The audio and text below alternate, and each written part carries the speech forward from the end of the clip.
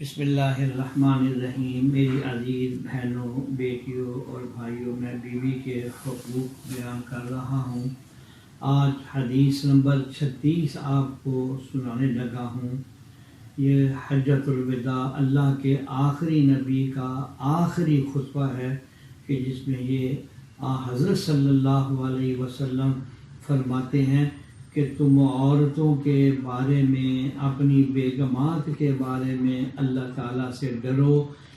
بلا شبہ تم نے انہیں اللہ تعالیٰ کے نام سے، امان سے حاصل کیا ہے، اور ان کی شرمگاہوں کو اللہ تعالیٰ کے کلمے سے حلال کیا ہے۔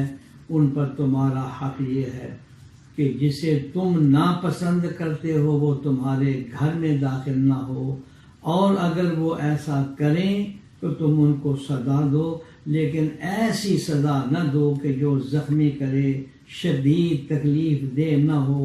اور ان کا تم پر یہ حق یہ ہے کہ تمہیں انہیں اچھے کپڑے دو، اچھے انداز سے کھانا پینا، نان و نفقہ اور رہائش دو، یہ اس کا حق۔ اگلی روایت حدیث نمبر 37 حضرت ام سلمہ رضی اللہ تعالی عنہ سے روایت ہے کہ رسول اکرم صلی اللہ علیہ وسلم نے اپنے اس مرض میں جس میں آپ کی وفات ہوئی فرمایا، تم نماز کا اور جن کے تم مالک ہو، یعنی جو تمہارے ماتحت ہیں، خیال رکھو۔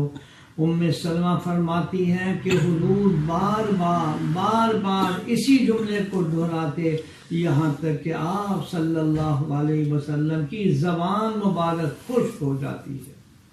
محدثین کرام فرماتے ہیں نماز کا خیال رکھنے سے مراد نماز پر مداومت اختیار کرنا ہے، ہمیشہ پڑھنا ہے، اور جن کے تم مالک ہو اس سے مراد بیوی، باندی اور تمہارے چوپائے جانور ہیں۔ قارئین کرام، اس روایت سے آپ اندازہ لگا سکتے ہیں کہ جناب رسول اللہ صلی اللہ علیہ وسلم زندگی کے آخری لمحات میں ہمیں گھر والوں کے حقوق کی طرف متوجہ کر رہے ہیں۔ یا اللہ ہم سب کو صحیح سمجھ عطا فرما، آمین یا رب العالمین۔